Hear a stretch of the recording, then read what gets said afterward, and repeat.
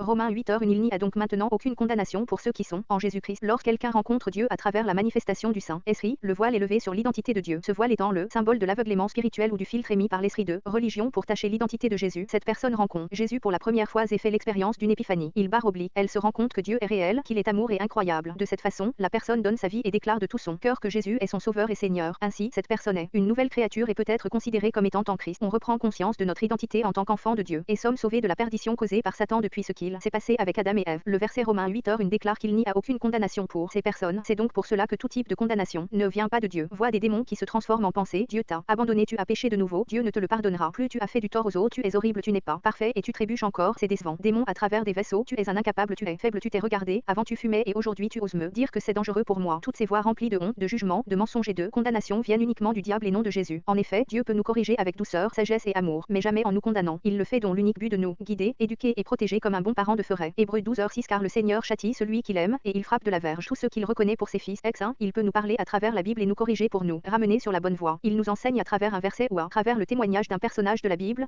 Pierre / Saul Paul. Ex-2, il peut nous parler dans un rêve pour nous guider. Ex-3, il peut aussi nous parler par le biais d'une parole prophétique qui est confiée à un vaisseau. En plus, il peut nous corriger à travers une prédication ou un enseignement venant d'un serviteur de Dieu pour que l'on puisse comprendre ce qu'il ne fallait pas faire et ce qu'il faut faire à l'avenir pour aller sur le droit chemin. Cela se faisant uniquement avec amour, compassion et sagesse. Ex-4, il peut aussi utiliser le témoignage de vie et d'épreuves de nos frères et sœurs en Christ. Donc nous ne devons jamais recevoir la voix de condamnation venant de l'ennemi dans le monde spirituel, à travers un vaisseau, en pensée ou dans un rêve, car si on reçoit cette voix de condamnation, on laisse à l'ennemi la possibilité de voler l'autorité que Jésus nous a donnée et on lui ouvre une porte pour qu'il ait l'avantage sur nous, pour que ces voix deviennent notre vérité et réalité alors qu'à l'origine, ce ne sont que des mensonges. C'est l'un des plus grands desseins que le diable utilise pour détériorer l'image de Jésus, sa véritable nature et sa véritable identité. Il fait cela pour nous pousser à nous éloigner de Dieu, à avoir honte et à lui tourner le dos à dos. Cette réaction est justifiée car ce n'est pas la condamnation qui amène à la repentance, mais c'est la bonté et l'amour de Dieu qui engendre en nous le désir de renoncer à des péchés et à nous abandonner à lui. Satan utilise cette arme, ce dessein, ce piège dont l'unique but est que l'on croit que cette voix vient de Dieu, qu'on la reçoive ensuite comme étant la vérité et qu'on en fasse notre réalité. Ce piège nous incite alors à abandonner Dieu, à vivre dans la condamnation ou même à déclarer à voix haute par le pouvoir de la langue ce mensonge pour qu'il prenne existence et nous affecte. J'entends une voix de condamnation me disant tu es toujours malade, le Christ ne t'a pas guéri, puis je la reçois et décide de parler et déclarer oui, c'est vrai, je ne suis pas guéri, je doute que Jésus m'ait guéri, je n'ai rien ressenti de physique, c'est impossible. De cette façon la voix de condamnation m'éloigne de Jésus et je permets à Satan de voler la guérison que Jésus m'a donnée car je déclare par la parole que je suis malade. De ce fait, mon autorité est affaiblie et je donne la permission à Satan non seulement de me prendre cette autorité mais aussi de m'empêcher de guérir. Il est celui qui prend autorité sur moi et obtient le pouvoir de m'enchaîner. Autres exemples d'impact étant causés par la voix de condamnation. Jésus est déçu de moi. Je ne lis pas assez la Bible. Je n'ai pas suivi la messe de ce dimanche. Je n'ai pas prié hier. Je suis mauvais. En effet, c'est un des desseins que Satan a utilisé depuis l'origine du monde. C'est de cette manière qu'il a trompé et menti à Adam et Ève. Avant que Satan n'agisse en utilisant la voix de condamnation, l'homme et la femme n'avaient point honte. Ils connaissaient Dieu, avaient une relation personnelle et intime avec lui, ce qui leur permettait de connaître Jésus tel qu'il est. Il était aussi conscient de son amour et n'avait aucun doute sur qui il était, un Dieu d'amour, de paix, de joie, parfait et génial. Genèse 2h25. L'homme et sa femme étaient tous deux nus et ils n'en avaient point honte. Mais lors Satan a usé de la voix du mensonge qui les a menés à manger du fruit défendu, il a continué de les tromper par le biais de la condamnation. Par la suite, ils ont cru que cette voix venait de Dieu et ils connurent qu'il était nu, c'est-à-dire qu'il avait honte devant Dieu et n'était plus à l'aise auprès de lui. Ils se sont donc cachés, ont pris peur et ont tourné le dos à Dieu. Genèse 3h7. Les yeux de l'un et de l'autre s'ouvrirent, ils connurent qu'il était nu et ayant cousu des feuilles de figuier, ils s'en firent des ceintures. Genèse 3:9-11. Mais l'Éternel Dieu appela l'homme et lui dit: Où es-tu? Il répondit: J'ai entendu ta voix dans le jardin et j'ai eu peur parce que je suis nu et je me suis caché. Et l'Éternel Dieu dit: Qui t'a appris que tu es nu? Est-ce que tu as mangé de l'arbre dont je t'avais défendu de manger? Ils pensaient que cette voix de condamnation était de Jésus et ont fui de Dieu. À cause de la voix de Satan, Adam et Ève ont oublié la véritable identité de Dieu, ont eu peur et se sont détournés de lui. Ils se sont condamnés eux-mêmes. Dans Genèse 3:9-11, on constate que Dieu les appelle et leur demande: Qui t'a appris que tu es nu? Est-ce que tu as mangé de l'arbre dont je t'avais défendu de manger? On s'aperçoit qu'Adam et Ève sont tellement sous l'emprise de la voix de condamnation qu'ils se rendent pas compte que Dieu ne les gronde pas, ni ne les juge, ni ne les condamne. Ils appellent uniquement Adam et lui posent des questions comme un père qui demande à son enfant: Ça va? Qu'est-ce qu'il se passe? Dis-moi tout, je t'écoute. Tu as cassé la vaisselle de maman. Tu n'es pas blessé?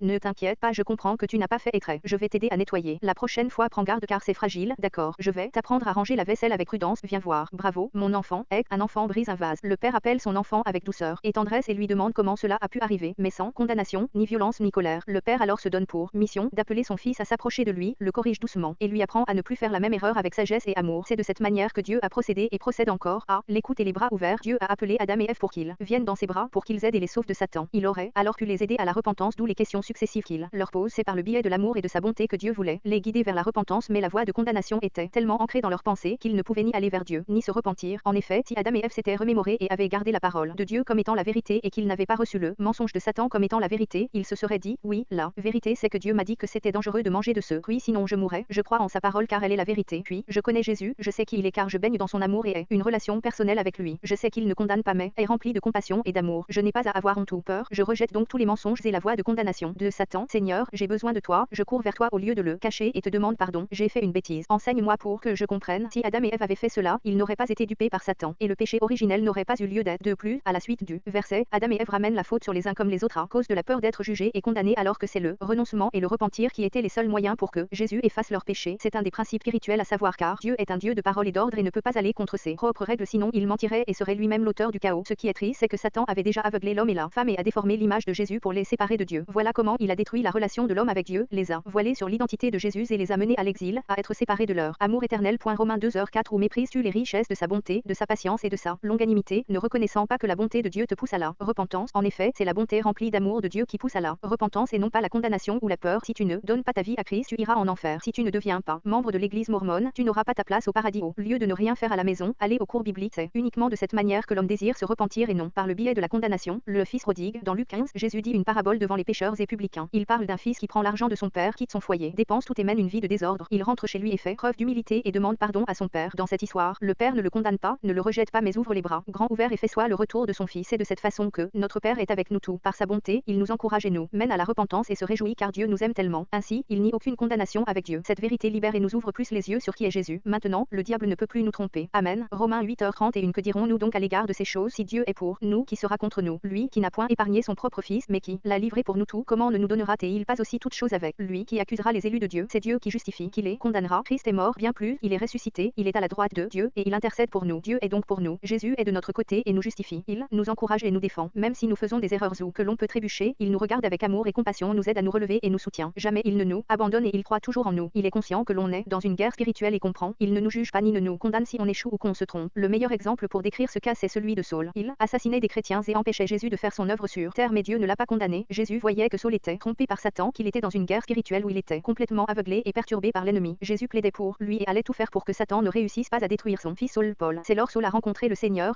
il a rencontré le pouvoir de Dieu. C'est à ce moment qu'il eut une révélation de qui Dieu est vraiment. L'aveuglement causé par Satan a été dissipé et il a vu la bonté, la compassion et l'amour de Jésus. C'est ainsi qu'il a pris la décision de se repentir et de vivre en tant que Paul. Et puis en tant que Saul, Dieu se bat encore plus pour nous lorsque l'ennemi nous piège, nous utilise ou nous trompe. Dieu est toujours à nos côtés et se bat pour nous quoi qu'il arrive. Matthieu 18h12 Que vous ensemble. Si un homme a 100 brebis et que l'une d'elles s'égare, ne laisse-t-il pas les 99 autres sur les montagnes pour aller chercher celle qui s'est égarée? D'ailleurs, ce ne sont pas les règles, les lois, ni les pratiques ou les doctrines religieuses qui nous permettent de connaître Dieu, d'être en ligne avec lui, d'être plus modelé à son image ou de recevoir de l'onction. Luc 18:11-14 Le pharisien, debout, criait ainsi en lui-même: Ô Dieu, je te rends grâce de ce que je ne suis pas comme le reste des hommes qui sont ravisseurs, injustes, adultères, ou même comme ce publicain. 12 Je jeûne 2 fois la semaine, je donne la dîme de tous mes revenus. Le publicain, se tenant à distance, n'osait même pas lever les yeux au ciel, mais il se frappait la poitrine en disant: Ô Dieu, sois apaisé envers moi qui suis un pécheur. 14 Je vous le dis, celui-ci descendit dans sa maison justifié plutôt que l'autre, car quiconque s'élève sera abaissé et celui qui s'abaisse sera élevé. À cause de l'esprit de religion et de l'orgueil, l'être humain pense que connaître Dieu se définit par des pratiques et traditions religieuses. Jeûner une semaine, lire la Bible une fois par jour, aller à la messe tous les dimanches parce que c'est une obligation, une règle, un rituel. Prier matin, midi et soir. Pour connaître Dieu, il faut le chercher de tout son cœur, faire preuve d'humilité comme le publicain qui est décrit dans le verset du dessus et obéir à Jésus. Le fait d'avoir un cœur humble et désireux de faire plaisir à Jésus nous mène à le connaître, à avoir une relation personnelle avec lui et à le servir par amour pour lui et autrui. C'est de cette manière qu'un homme reçoit de l'onction car en traversant les tests spirituels, Dieu peut définir si cette personne utilisera son pouvoir à bon escient ou pas. Il pourra donc oindre quelqu'un car son cœur sera humble, rempli d'amour envers les autres et désireux d'obéir à Jésus grâce à la confiance et le lien d'amour qui les lie, en apprenant à connaître Dieu au fur et à mesure, en écoutant sa voix grâce à la Bible ou à travers un de ses serviteurs ou vaisseaux, en construisant une relation personnelle jour après jour avec lui, on connaît de plus en plus Jésus de façon intime. Le Saint-Esprit est à nos côtés chaque jour et c'est cette révélation qui nous permet de ne pas vivre dans la condamnation constante car en apprenant qui il est vraiment, on sait que la voie de condamnation ne vient pas de Dieu. Romains 8h2 En effet, la loi de l'esprit de vie en Jésus-Christ m'a affranchi de la loi du péché et de la mort. Romains 8h9 Pour vous, vous ne vivez pas selon la chair, mais selon l'esprit, si du moins l'esprit de Dieu habite en vous. Si quelqu'un n'a pas l'esprit de Christ, il ne lui appartient pas. Romains 8h15 Et vous n'avez point reçu un esprit de servitude pour être encore dans la crainte, mais vous avez reçu un esprit d'adoption par lequel nous crions Abba, Père. Ainsi Dieu a fait en sorte que ça soit simple et naturel d'être libéré du péché et d'avoir une relation personnelle avec lui. L'Esprit Saint qui vient habiter en nous après que l'on donne notre vie pour Christ et qui fait un avec notre esprit nous aide et guide afin de ne plus être attirés par les désirs de la chair et les choses nocives qui ont été créées par Satan. Nous avons alors la certitude de qui nous sommes en tant qu'enfants de Dieu. Son esprit vit en moi et m'aide à vivre libre dans la sainteté. Nous ne sommes plus esclaves des désirs de la chair. L'Esprit Saint nous aide à ne pas pécher mais plutôt à vivre pour plaire à Dieu. L'Esprit Saint est plus fort que la chair ou la tentation venant de Satan. Il m'encourage et m'aide à renier le péché et la chair. Nous invitons le Saint-Esprit à nous accompagner chaque jour et à vivre de façon sainte et dans l'amour de Jésus. Le Saint-Esprit nous aide à ne plus désirer les choses du monde et de la chair. Dieu me modèle plus à son image et me rend plus comme lui chaque jour. Ainsi, il n'y a pas à se sentir condamné car Dieu nous aidera à être plus comme lui, à ne pas désirer retirer le péché et si on se trompe et retombe dans la chair, il ne nous condamne pas mais nous relève et nous corrige avec amour. Il va nous modeler au fur et à mesure donc il faut se reposer sur le fait qu'être né de nouveau ou d'être une nouvelle créature en Christ signifie réapprendre. Dieu nous réapprendra à marcher, parler, agir, être, aimer comme un enfant de Dieu. C'est donc pour cela que nous ne sommes pas parfaits et que nous n'avons pas à être durs avec nous-mêmes. Nous pouvons donc nous reposer sur cette vérité et tant que l'on cherche à ressembler à Christ, à prier pour que Dieu nous transforme plus à son image. À ce moment-là nous avons la certitude qu'il nous rendra parfaits comme le Père l'est. Matthieu 5h48. Soyez donc parfaits comme votre Père céleste est parfait. Dieu ne condamne pas peu importe les situations et les actions commises. Il est avec nous pour nous guider et nous relever si on se trompe. Il est bon et compatissant lorsque l'on se trompe et est toujours conscient que l'ennemi rôde comme un lion qui est toujours présent pour tenter de nous tromper, mentir, dévorer et détruire. Il nous aime et connaît notre identité en tant que son enfant et nous considère comme la bonté de Dieu et comme une des lumières de ce monde. Il est toujours présent et nous justifie et nous accompagne quoi qu'il arrive. Renoncement, je rejette toute voie de condamnation, de honte et de jugement venant de Satan. Il nie aucune condamnation pour celui qui est en Jésus-Christ. Dieu même m'encourage et me soutient. Il a les bras grands ouverts qui sont remplis de bonté et de compassion. Je n'ai point honte ni peur de lui. Prière, je déclare que tu es libre de toute voie de condamnation, de honte et de jugement au nom de Jésus. Tu es libre.